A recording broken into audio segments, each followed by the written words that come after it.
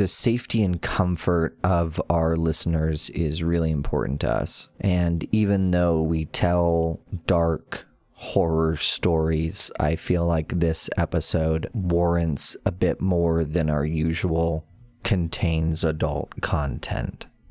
This episode comes with a content warning. And if you are extremely spoiler adverse, you can skip to 1 minute 43 seconds to get right into the episode. And if you skip this episode, we will have a summary of it posted on the website with a link to that in the show notes. I've been trying for a while to decide how to word this content warning, and I really hope that I don't miss the mark. If I do, please let me know. A threat or conflict in the story is implied sexual content or misconduct, or maybe that's not the right words, because these are teenagers. The main characters in this story are all minors. They're all different ages from one another. So those words don't accurately describe how scummy the whole thing feels. We are not at all interested in telling any story with sexual violence on or off screen. And the conflict is, I think, something you might find in an old PG-13 movie, and certainly not as horrendous as anything in modern HBO shows. With that, welcome back to the Weird West.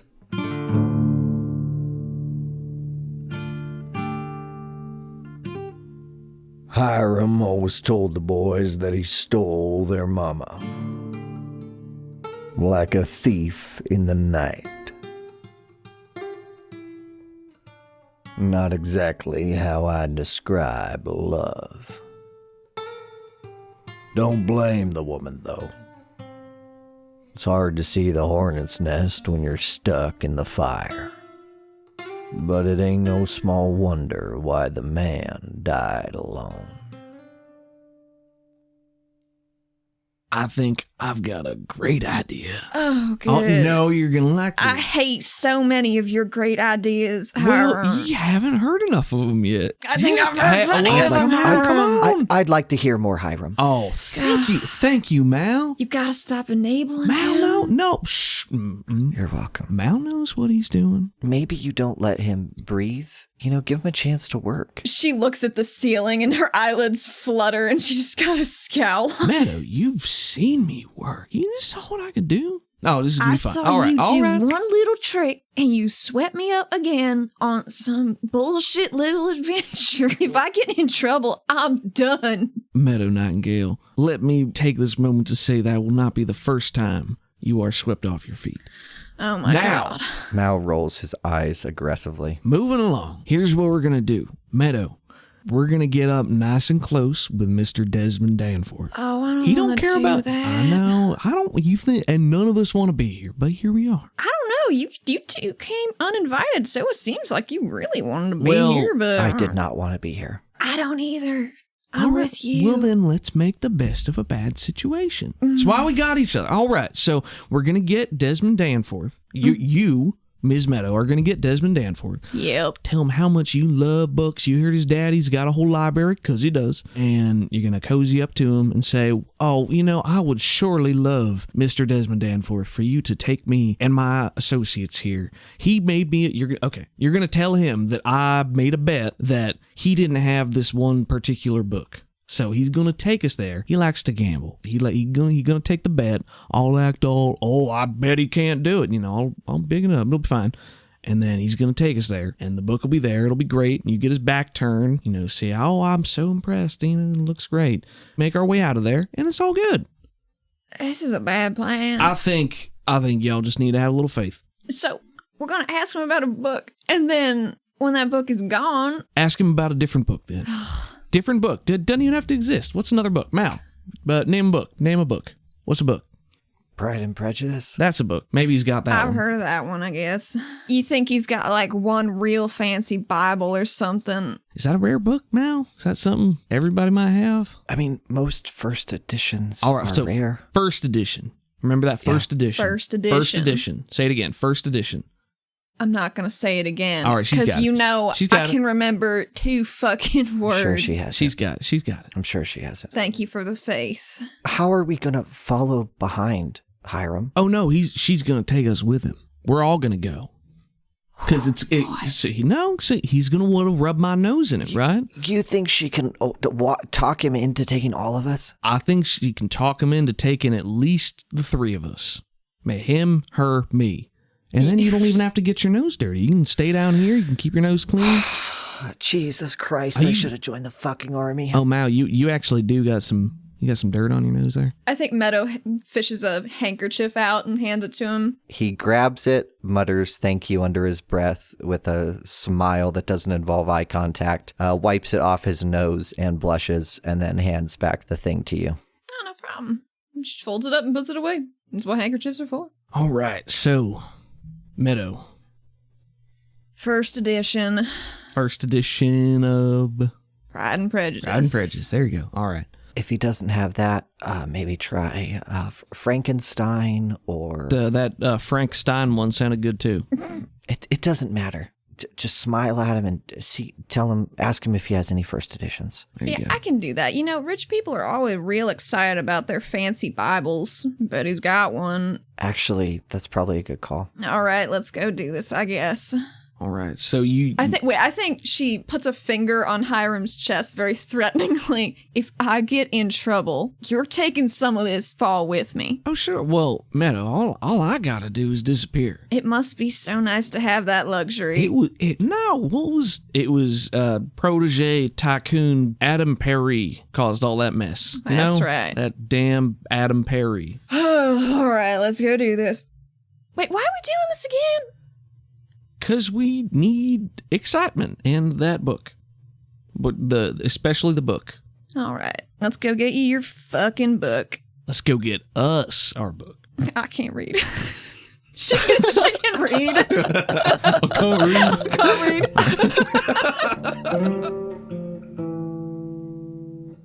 The group starts to move and we cut to Meadow in motion. It's a handheld shot locked on her face as she walks confidently through this crowd. I think she's managed to push down a lot of the anxiety and fear, and she's accepted that she's going to do this. That is until she sees Desmond Danforth talking to Willow Nightingale. Oh, no. There's a clutching, grasping feeling in your stomach, like someone's squeezing you just above the waist, as you see her smile at a joke he made as she takes a sip of the drink he's handed to her. Oh, she needs to intercept this scumbag real quick. She loves very few things in life, but Willow is one of them. Willow is dressed in a slim white gown with a daisy floral pattern on it. So it's this white with tinges of yellows. Lots of lace. Her collar, I think, is larger and poofier than Meadows is. And her sleeves are long and then come into full, beautiful yellow gloves with black lace, which are sort of contrasted to the rest of her outfit, covering up the scars inflicted on her by your mother. She would walk up behind Danforth and just tap him on the shoulder a little bit to grab his attention away from her little sister. He turns around with a wide smile on his face. Meadow, I just met your sister. So you had... I was coming over to introduce myself because it is a little later, like we talked about. So I was thinking maybe we could get to that conversation, if that's fine with you. How you doing, Willow? Willow raises her glass towards you and says, "I'm doing really good, thanks. I just met Desmond here. He offered to show me around their house." Oh, really? Where are you guys going? Can I come? He smiles and looks between the two of you, and he says, "Wherever you want to go." I've never actually been to a library. We come from a small town. I would just love to see some just beautiful, beautiful books. Because, the saddle stitching, in the binding is of interest to me greatly. Let's see a persuasion roll. What's your persuasion? It's probably not good, right? D4. It's at least a D4. Yeah. Everybody gets a D4. She doesn't seem very well spoken, you know what I mean? She has a lot of bite, but she cannot charm people, you know? Yeah, that's not her thing. Where is Hiram and Mal during this? Have they? I guess, did they wait for her to go and try to bring him over, or were they? That's up to you. If you're going to be with her, I think the negatives would be worse. Willow knows who Hiram is, right? Like Willow would Yes. recognize Hiram Crow. So I think maybe when he sees that Desmond is engaged with Willow as well, he's not going over because that would partially blow his cover probably. Also, Meadow has really abandoned the premise of going over there to introduce a bet since he's just going to take her somewhere anyway, but she doesn't know how to rope the boys into it, so she's just going to roll her persuasion and see how that goes. And I think this would just be to get you involved, and then to go further, we'd have to make another roll. Right. Yes. Oh, 11. Whoa. That's not bad. So he's going to take you there. He's not suspicious about you asking about the books. What do you think the raise is? It could be as simple as when he takes you back there, it will be without servants with you. Yeah, if there were just like not servants around, that would be pretty cool. Perfect. That's what it's going to be then. Absolutely. I'd love to show you some stitching that doesn't make your stomach churn. And he smiles. You sure got some nice stitching, baby. God, I might have been a bit harsh earlier. I'm sorry about that. I can be a little prickly before I get a drink in me. I haven't drinking anything out of this yet. And he hands you the drink in his left hand. Oh, thank you. She slips her arm into his, and she hates everything about this. She hates it all, but she's so swept up in this little adventure. Yeah, Hiram sees this happen from a distance and his face pinches as he watches this happen. I think she does it to fuck with Hiram a little bit. Oh, I like that though. I think that makes a lot of sense. Well, and then too, you start to walk, and then like you look behind you, and Willow is giving you like a what the fuck look as she's following behind.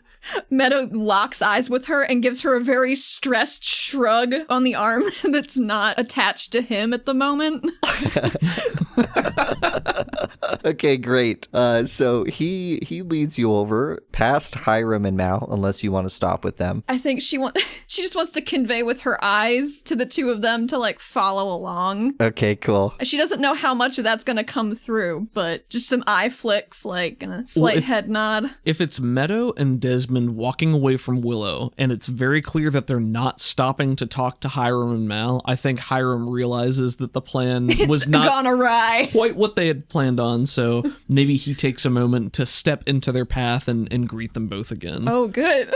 Great. Oh, God. So I think then it's like Mal awkwardly standing there as Hiram, you like kind of confront them. It's not a good word, but between two like huddled groups of people. So there's still like this ambient noise of everyone talking to each other as you step in their way. You interject yourself. And he steps up. It's not like he steps into their path to stop them. It's more he approaches at a sharp angle from the side, so they have to acknowledge that he's there. So it's not confrontational. And I think he raises his glass as he approaches and says, "Oh, good evening again. Wonderful to see both of y'all again." Oh, wonderful. Wonderful to see you as well, Mr. Perry, Adam Perry. Perry, of course. And Mr. Danforth, where y'all heading off to? The library. We were just going to look at some fine books. The library?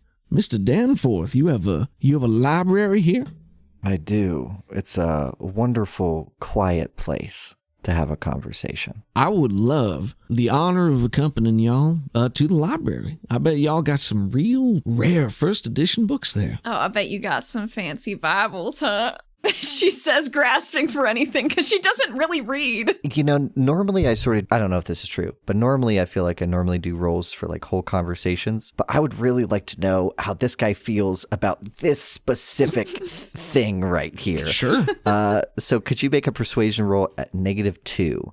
And I think the stakes are success you'll come with with protest and failure, he's definitely going to try to cut you out of this. Right. Can I assist? Yeah. I also have one more thing. If we're gonna use this as the role to determine how the conversation proceeds, there was one more thing that Hiram was gonna use as leverage to try to convince him to allow them to go. Totally. Let me give you something to work off of then. Okay. You know, one of the benefits to having a private library, Mr. Paris, is that you're free to read without interruption or annoyances.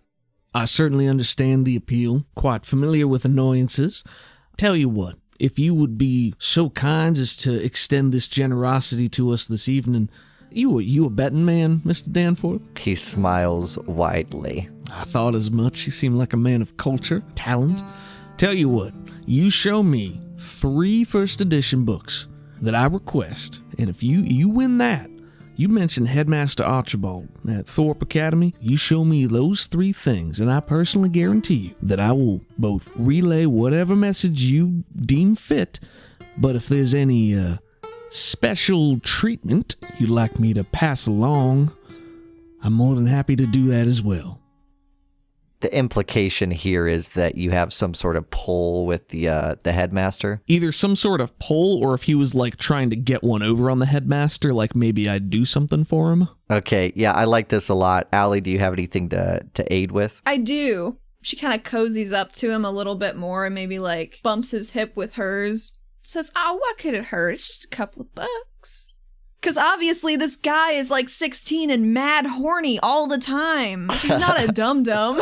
She knows why she's here. All right, well, let's get I think you guys know the rules better than I do. Do you roll to aid somebody? If you are trying to support someone with a roll, they pick the skill that they want to use to support you, and they roll the skill against a base target number of 4. And for every success and raise they get, they can add +1 to the other person's roll. Beautiful. All right, let's see it then. Bad. I would like to use a Benny. Oh no. I'll just use a white one for now. Legit? I'll use 1 white Benny. The same. This seems important. I'll do 1 more white. Oh boy. Yep. It's not a good Oof, Benny okay. night for the crows here. Gonna use a... Yep. Oh god, here we go. For bird couple. Fuck. Bird couple. Oh god, what was it? Ah! Hell yeah, that'll stay in for sure. Well, I've beefed it again. They've all been 2s, so fuck me, I guess. You just hit him a little too hard with your hip. It's too aggressive to be It's too- sultry. She put too much mustard on it. Let's see your roll then, Hiram. No assistance, but I think it's just persuasion. I think let's just do a flat 4 instead of his spirit. No negatives or positives because I really like the way you use the gambling and stuff. Here we go. 7. He smiles and says, "I do love to win a bet. Let's go." He raises his glass and salute and gives him a smile. And as soon as his back is turned, he looks over to Mal and Meadow and bobs his eyebrows. Meadow takes a very quick moment to look very concerned back at him, and then looks back at Danforth like, ah. You are, of course, led through a few hallways lit with gas lights. Very nice, like tall ceilings, green and yellow wallpapers. You come to a set of French doors, and I think that's the next scene with the first shot we see is from the interior, and he's using a key on the door and then pushing them both in, these clear glass paned doors. And you enter an octagon-shaped room that is wall-to-wall books. In diameter, probably about 20 feet. Tall ceilings as well in here. It's got those, that ladder that rolls along, Yeah. A few nice studying, comfy looking chairs with nearby stands. Lots of candles burned down to nothing. What if the roof was glass? Oh, that's great. Be so good to read in the day. It's like a domed but angular skylight. That's the entire ceiling of this room. Moonlight's coming in, but it's really the dimly lit orange and yellow gas lights that give the room its color. It smells vaguely of lavender in here as he starts to walk around the room.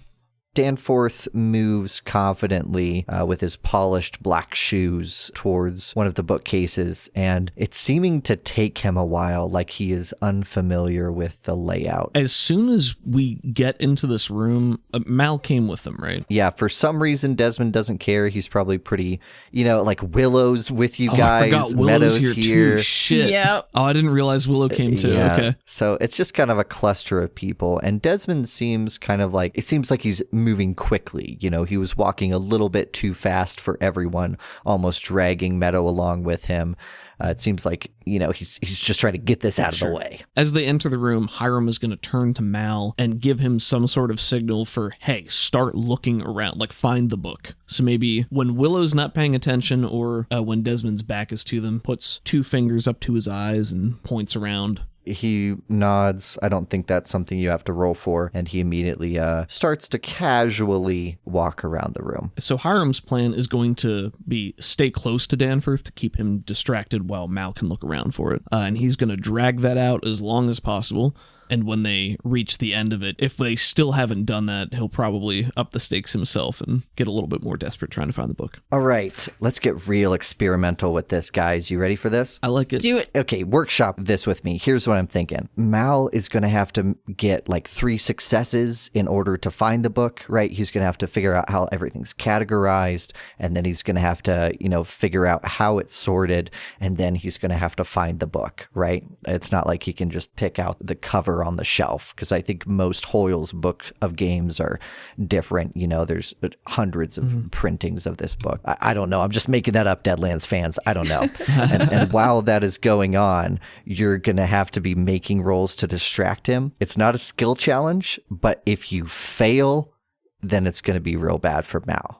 Oh man, Does that make sense? these dice might not be the ones you want backing this up, but they're gonna give it their best. Okay, so it's going to be like a skill challenge or a dramatic task. I think that's cool. So yeah, I think that's cool. The only thing I'm going to do in addition to that is I'll just draw a card for probably just Hiram, and then one for Mal. And if either one of those is a clubs, then it'll be a complication. And we'll do that. Nice. every roll. Nice. Cool. So are we accumulating our own successes in opposition to his successes? So it's a race to see who gets to a certain goal first? Or are my rolls counting as like antagonistic to his? So are my successes trying to lower his or cancel his out? Or Ooh, that would be cool too. so like if I'm taunting or distracting him and making it harder for him to do what he's doing. Oh, right, because he's just trying to find 3 first edition books. The way I had intended to frame it was he would basically name 3 books, maybe one at a time, like give him a book and then he'll go try to find it, and then give him book number 2 and then he'll try to find it, or so on and so forth, as a pretense for being here. Okay, then Mal is doing a skill challenge. He's got to get 3 successes. This guy also doing a skill challenge, racing against Mal, while you're doing opposed rolls with Desmond, and you can either remove successes or he can add successes if he rolls well enough. It's Okay, just a race. gotcha. Is that cool? Let's do it. Action over everything. Yeah. Mal gets a spades, Hiram and Friends gets a diamonds, and this guy gets a diamonds. So no complications. I'm going to roll for Mal real quick. He's just going to do probably a flat smarts roll. Makes sense to me. Or maybe it's research. Research is like looking through information and documents to find what you're looking for. Even better. What do we think Mal has in research? Apparently he likes books. Little huckster nerd. Maybe a D4. I bet Let's do he's a D4. personally met Dewey I don't Decimal. think he'd have higher than a D6. D4 sounds good. Let's roll for him and see how he's doing. He blows up a 4. Oh boy. Into a 4. Oh my god. Into a 4. Oh my Into a 4. That's my boy. Into a 1. So that was... Well, How many? 4, 8, 12. So that was It's gonna be 17 total. beautiful. Well, he finds this book, right? We set up this whole skill challenge. Yeah, what? 'Cause it would be cool if we had one of those like point of view shots from the book itself, and it just like Mal looks right at it immediately. I was thinking like a Lord of the Rings, the One Ring. It's like whispering to him, but I don't calls think to that's him. how Hoyle's book works. I have no so idea. I'm not gonna make it a magic object just outside. That's a cool shot, though, for sure. There's like some ominous background music as everybody walks into the room, and Mal just makes eye contact with it. He slowly walks over and starts to like peruse the other books with his fingers kind of dancing over them, but keeping his eye on the book. And he looks over his shoulder and he's just going to wait for the right moment. And at the right moment, he's going to pull it out. While all this is happening, of course, Hiram is going to try to keep Mal peripherally in view so that he can occasionally glance over and check on his progress. So Yeah. if Mal is trying to wait for a moment to make eye contact with Hiram to let him know that he's got it, then when Hiram gets that signal, he's going to try to further distract this guy to give him a clean grab, you know? Perfect. To like make a bigger scene or maybe knock something over. Totally. 3 first edition books. Do I just get to pick them? How about Pride and Prejudice? That's a classic, ain't it? He smiles. Should be no problem for a gentleman of your prestige. I'm sure it's no problem at all. He looks over to Meadow. I'm sure the binding is excellent for Pride and Prejudice. Oh, I'd surely love to see it. Well, Go you- to, find it for me. As someone from a leatherworking family, I can say with certainty that it must be some mighty fine stitching. He starts to peruse the shelves. It's at that moment, I think, that Mal gives you sort of a nod as he looks nervously between you and the book. Desmond pulls off Pride and Prejudice with a little effort, pulls it off the shelf, produces it, and hands it to you with a smile. Takes it in his hand, and I think he'll open up, the very front and pretend like he knows how to determine that this is a first edition book. He'll flip through a couple pages and make some impressed looking faces. Looks down his nose at it. He'll try to position it in such a way that it looks like he's looking at the stitching and the binding. He's like, where is stitching and binding? Oh, here we go. I like that this is 2 guys that know nothing about books trying to impress each other.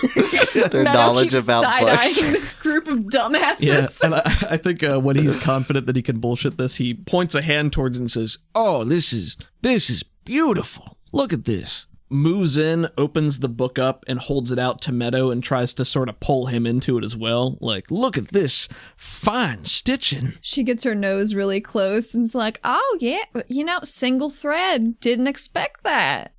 That's pretty gutsy for such a fine book. Is Willow paying attention as well? She's sort of been on the periphery. Meadow is of this. acting weird as fuck, so there's no way she wouldn't be like, what is going on? I think Hiram is worried that Willow is going to be the one who sees Mal. So I think what I want to do is make a smarts roll for her and Okay. see if she's smart enough to pick up on any of this. And I think, guys, tell me if you want to argue anything else. I think this is a -2 because I think the idea of Meadow being involved in a heist right now Heist. is pretty absurd. We don't even own book. I don't even know what a bork is. I've never seen a Burke before. Let's give her a D6. Let's give her a D6. That's Here we go. average. It's average, yeah. I think Hiram's probably got a D6 at this point, so. God damn, she blows up at a 6 Oh. into a 7, so that's a 5. Meadow, you looking for Hoyle's Book of Games? She doesn't know quite why you're lying, but I think she knows that you're holding up this facade Clever for some ruse. reason. Farce. Yeah, yeah. So she says, yeah, my sister Meadow certainly knows a lot about books, doesn't she? And Desmond kind of smiles as he goes to take the book back and nods. Willow walks over to you, Meadow, and whispers in your ear, what the hell? I think she leans back and whispers to her, Willow, you should just get out of here real fast, okay? Just go real quick. It'll be fine. This is like the only boy that has ever liked me, Meadow. Ever. Oh, you greaseball. You don't want this one. I promise. Oh, 'cause you want him? I don't want him. I want his stuff. What? For my friends. Willow. What? Willow. Get to Hiram. Oh, yeah, there was Just talking over what them. was the second one? Now, forgive me. This is a newer one. I've only just heard of it. It's Frank Stein. Y'all, you have that book, Frank Stein? Mal. Oh shit. Okay. Yeah. So this guy goes, I was about to have Mal correct you, but I think Mal turns to correct you, and then Desmond goes, of course, we have everything. And then tries to look for Stein. in his collection. I'd like to lobby that should give him a penalty to any roll he's making to find it, because it's Sure. it's the begin. If it's alphabetical, it's probably like the same, but Why not? it's not that far off. But Yeah. He starts to look and he says, "What's the title?" it's Frank Stein. I think. Oh, Is it a biography? no, I know what he's talking about. And he starts good. to. I knew go through you the would. books. Okay, guys, how we get out of this? Because he's gonna be looking for these books. So, yeah, I mean, well, yeah. He's still giving looks back to Mal to see if he's got the goods yet. Mal's just gonna make a roll. He's got a D6 in thievery. Oh my God, he blew a. Jesus Christ! MVP. Mal is. He got a 19, guys. That's amazing. He should be the protagonist. What are Yeah. we doing? Yeah. Val swipes this off effortlessly. Do you guys have any other ideas for raises? I think with a 19, it's such a smooth pull that he both grabs it, stows it safely. It's undetectable. Like, nobody looking at him can tell that he's holding Sure. this with his baggy clothing and things like that. What if he just slips out? Maybe he makes his way back to the group without it being obvious that he was on another side of the room, so he just sort that of sounds good. Yeah, that's cool. rejoins without problems. Cool. So he walks over and just like nudges you knowingly, Hiram. He's never going to find that book, Hiram. Well, good. Then I win the bet.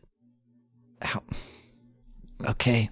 After a lot of fruitless searching, he gets flustered, turns around and says with a fake smile on his face, "Well, I guess I'll just have to add it to our collection. I guess you win the bet, Mr. Oh, it's Perry. Right. Yeah, Adam Perry. Of course. And you know what? I'm still very thankful that you brought us here to show us your collection, so I'm still more than happy to pass along whatever message and other greetings or well wishes that you might want to give to good old Headmaster Archibald. Just let him know that if he ever wants to make a real salary, I'd be happy to give him a job." Hiram raises his glass to that. What sort of jobs are you offering, Mr. Danford? Well, you seem to know your way around the saddle. I'm sure we could find you a position on the track. Oh, you don't have a jockey's build. Look at you. You're too tall to be a jockey. Oh, Oh, yes. I didn't think you'd be a jockey. Very fine, sir. Very fine. He laughs along with you, kind of just to not be awkward. Let's see. Hiram can't let that stand, though. This dumb prideful idiot. Hiram can't let that stand. What's his retort? Well, I'd rather be working on a track than following someone else's. I'll certainly consider your fine officer. Nothing better than a hard-working individual. It was a pleasure to meet you. You too. He turns to Meadow. Can I show you to the rest of the house? And he looks between you and Willow. I mean, we've already seen the best room. I can only assume you've got a window for a ceiling. I doubt it's going to get better than this. What other rooms do you have that are interesting? She just shakes her head. Well, I don't know what serves your tastes. Why don't I just show you the whole house? Why don't we just go to the kitchen somewhere public? Tell y'all what. I'll start off by continuing this tour myself, and I will show all of us the door to the library. It's right there, and we can take it. Mal laughs and no one else does. Meadow's just sweating. She's so nervous. Yeah, I think Hiram goes and opens the door and stands there expectantly. Meadow doesn't know what to do. She really got herself into a pickle here. Willow walks up to him and pointedly grabs his arm, looking at you, Meadow. The other arm? His other arm? Yeah. Oh my god. And Desmond says, well, it's nice to meet you. If you want to come with, you're more than welcome. I gotta think of some way to get us out of this. Mal goes, Hiram, she'll be fine. Let's just get out of here. Just running through my head, what are Hiram's options at this point? So far, this has gone far too well. He got what he came for. He could still get away with more, and I think that's always a temptation. He definitely doesn't want to leave Meadow here, but worst case scenario, he could. Meadow will remember that. Yeah, Meadow would remember that. Yeah. And then he's thinking, what tools do I have to break this up and get her away from him and then beat it myself? Nuclear bomb would be go downstairs, get somebody to tell her mom that something's going on upstairs and Oh then my God. send her mom up in a tizzy. But that's like the nuclear option. Oh my God. That would That's fucking real good. destroy her. That's real good. All options are bad. Yeah. Man. Hiram's ideal situation is Willow goes with this guy, Meadow does not. That would be perfect. That is not Meadow's ideal situation. That would be about square. So I think that's what Hiram wants. Hiram wants Willow to go with this guy and Meadow not to. I think Meadow's gonna pretend to faint. He obviously has a very low opinion of women in general. Yep. Oh, just some lady fainting. Surely she just needs some food or air. Sure, yeah. So that would get them out of there. Meadow pretends to faint. It's great. Okay. Definitely will not work on Willow. No, it won't. Is this a performance? It would be Yeah, that performance, which sounds great. she is almost assuredly untrained in. Yep, definitely. Okay, guys, here I go. There's definitely a fainting couch in this room. Yes. Oh my God. Not great. My God. I did not. Oh. I did not. Oh boy. But you know what? I do have one Benny left. You have And a- it would be a damn shame not to use Is it the red Benny? It is a red Benny. I'll use my pink D6 because she's trying to pull a feminine trick. A while, All if right, you so will. yeah, 66% chance of Here we this working. fucking go. Oh, that's a 2. Oh, Well, doesn't work. I don't think I. Oh, God. Can I retroactively help her performance by acting shocked that she's fainting? I would say no. I think That's because fair. I think it's more also dramatically interesting if this blows up right now. Yep. So I need help figuring out what this means because Oh, God. like how does someone even react to seeing someone faint and like not doing it well, you know? Like I'm imagining myself in that situation and I just can't. So No here's the idea. thing, This this- is so awkward. This is like an episode of The Office that I don't want to watch now. given that Desmond has no reason to suspect any true foul play here, like at worst, he thinks I'm trying to show him up. At least that pretense is mostly held. So if Meadow is fainting, obviously, then maybe he could surmise that she's trying to get out of the situation. And if Hiram is playing into it as well, then he's like, oh, they're just trying to get out of here now. The other thing about it is he does not believe you are who you say you are. That's Hiram. true. I failed my thingy. This is pretty fucked up, but what if he tries to engineer a situation where Mal and Hiram take Meadow to get fresh air and he shows Willow around the house? Oh, fuck. I think Hiram's all on board with that. Yeah, that sounds good. Hiram loves that plan. We see Meadow melodramatically. What, Doug? It ties into what you're doing, but like maybe he takes that as Meadow being like, oh, I gotta get out of here so my sister can get some. Like, oh. Shit. So he's like, oh, she's setting me up. That's perfect. Like, you guys better. This fucking Basically what you scumbag. said. Allie, do you want to take this or do you want me to? Paint me a word picture. So we see Meadow melodramatically faint onto this fainting couch, and everyone sort of immediately huddles around you. And he looks to Willow, and Willow is on the back end of rolling her eyes. He sees that and then looks back to Meadow and says, oh my God, it seems that she's fainted. He like looks to see if you're looking at him at all, Meadow. No, her eyes are closed. He looks up to Hiram. Adam, it seems like the poor woman needs air. Would you mind taking her to get some fresh air? Maybe you could help him. And he like points to Mal, who he hasn't like even acknowledged until this point. Yeah. I think Hiram, as soon as Meadow, made a show of this, would go to her almost immediately. Like if she's pretend falling, to try to catch her, or if she makes it to the ground, immediately goes over to, try to check on her. So when Desmond says this, he'd say, oh, yes, of course. I'll take her to get some fresh air right away, and y'all enjoy yourselves. Sorry to be a bother. My sister doesn't have to ruin the whole evening. And she like looks up to Desmond. I think when Willow says that, Hiram looks back to Willow and says, I don't think your sister tried to ruin anything. She's just fainted. And scoops her up. Gets her up to try to carry her. Are you carrying her in like your I arms mean, sort of deal? Fireman carry? If he is carrying her, he's carrying her in front in like a romantic way. To Oh my God. Throw her over his sack, Like a sack shoulder of like a potatoes. fucking villain about to carry her off, put her on a train track. Yeah.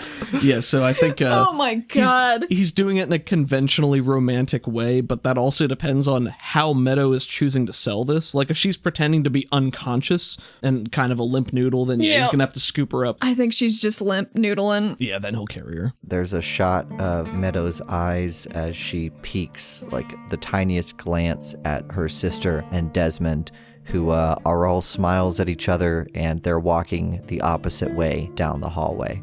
Hiram, while he's carrying her, leans down and whispers and says, "She's gonna be fine. Just this is all working out. Just let her have this." God damn you, Hiram. We get a front shot of Hiram's arms holding her, sort of the grip tightens a little bit, and we get another view of his face, and his lips are pursed and he's looking dour. It's a transition from this extreme smugness, like I just got away, this was perfect, this couldn't have gone any better, to oh wow, the one thing I really wanted just backfired on me. We transition from the elegant house y'all were just in to the dirty streets outside as a servant lets you out a side door, kind of near the main entrance. You can see it from here, and he closes the door behind you. The warmth and welcoming laughter of the inside is replaced now by rolling wheels and drunken singing in the distance. And the scene is much darker too as we transition from the well-lit home to these darkened, lamp-lit streets. We see Hiram putting Meadow down out of his arms, but Meadow is getting up faster than he can put her down, kind of defiantly. Mal immediately kind of flashes you Hoyle's Book of Games, along with another first edition he managed to snag, and then puts him back in his coat. We did it. Let's get the hell out of here, man. Oh, good. I'm glad 2 fucking books were worth trading my little sister for. We didn't trade her for anything. She'll be fine. I didn't want you a part of this plan anyway, Meadow. You decided to come along. Oh, good, Mal. I didn't want to be part of this fucking plan either. All right, hold on. Hiram, you clean this up. What's to clean up? She's happy. She wanted to go with him. Why are you trying to ruin this for her? Because... You didn't want him? You didn't want to be with him? What the hell do you care? Because she's too young to know what she wants. She's a kid. Do you think he wants to spend time with her, learning about all of her likes and dislikes and treating her like a lady? Or do you think he wants her for something a bit more, I don't know, terrible? Just terrible all around, Hiram. Fix this! You goddamn fool! There's a long moment of silence as Hiram stuffs his hands into his pockets and maybe does some partial circles as he thinks and looks down at the ground and scuffs the dirt a little bit. It's easy enough to fix. We just gotta break it up. Why don't we just give a servant $1 or something? Tell him there's an emergency. Get your sister out of there. What's the matter? Oh, I'm sure giving money to someone employed by an estate is gonna go in... You want me to start a fire? You want me to burn the whole building down? No, I don't want you to burn the building down. Well, maybe we go tell your mama. Oh, but she'd want that, wouldn't she? More than pleased that her little girl, her little daughter who ain't old enough, is off walking around with some rich man. But that's what she wants, ain't it? Is that what you're really mad about, Meadow? That your mama wants this? Stop it. Don't take this out on me. I think Meadow starts pacing. She doesn't know what to say. She's not a lady of words. She's a lady of actions, and she can't do anything. Look, I'm sorry. I'm sorry. We can fix this. It's gonna be fine. We just gotta be a little creative. Then go and fix it. All right, I'll go fix it. And I think he looks around. Do they have horses that they could take to just get out of here as quickly as possible? How many bennies do you have left? I have 1 penny left. If you want to spend it, you brought horses. Sure, I'll spend my last penny to say they did bring horses, so they have a means of conveyance. And Hiram just has one of those transcendental moments of clarity of like, I can fix this. And he looks over to Mal and says, Mal, would you be such a good friend and just get our rides ready for us? Just bring them on over. Yeah, for sure. Anything you need, Hiram. How long is that going to take you? 3 minutes. Go get that started. He takes Just off. Bring it running. on about here. And I think Hiram looks to Meadow and takes a long look at her and just says, "You're real beautiful, you know that?" Shut up. Yeah. And he starts taking steps back towards the house. Slower, more purposeful maybe. He's going to wait until he sees Mal coming around with the horses. And then he is going to make his way towards, one of the back entrances. I don't know if it's the same one they just went out of. Sure. We have maybe a long slow motion shot of Hiram taking these long strides back to the house, a cut up to his face, got that same smug top of the world look that he had earlier. He reaches the door, he reaches into his pocket, pulls out a bandana, pulls it up around his head, takes off whatever hat he was wearing, reaches into his pocket, produces a revolver, a 6-shooter, kicks in the back door of the servants' quarters, and then we cut to the inside of the kitchen. Maybe splinters fly off the doors. He enters and a bunch of the servants let out surprised cries and look over. He points the gun and just swivels it around the room at all of them.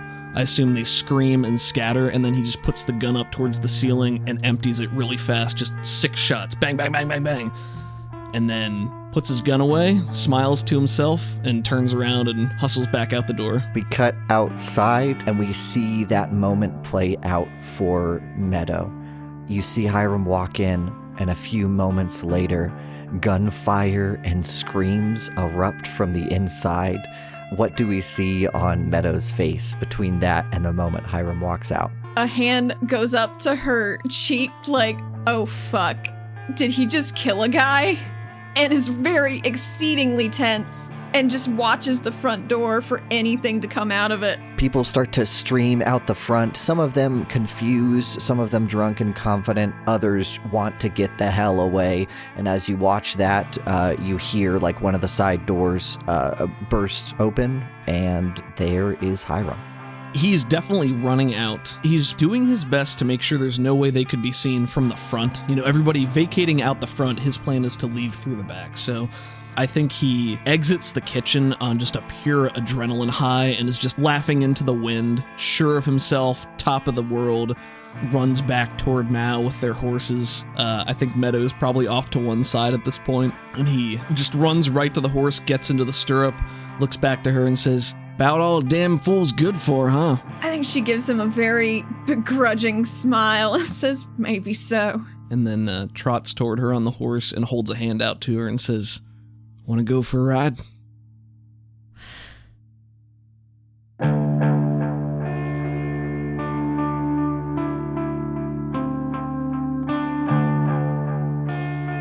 Folks, we have a new show.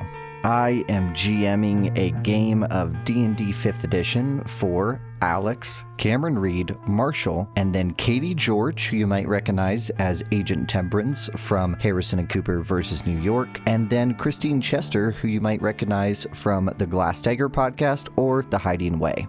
The show is called Omen's Call. It's set in the world of Midgard by Kobold Press. It is a dark fantasy set in the frozen north, with the same level of production quality and inter-party conflict that you hopefully love in Sounds Like Crows. If you like this show, there is a very, very good chance you will like Omen's Call. Check it out, omenscall.com, or search for Omen's Call wherever you find this podcast. Deadlands Reloaded and the Savage World system are owned by the Pinnacle Entertainment Group. Music on this show was provided by Rudy Zuniga and William Cartwright. Thank you so much to my friends Doug and Allie for coming on and playing Hiram and Meadow. You can find Allie on Twitter at YouSeeTheHat, or you can find their show at rpgforyouandme.com or on Twitter at rpgforyouandme. If you want to talk to Doug, good luck.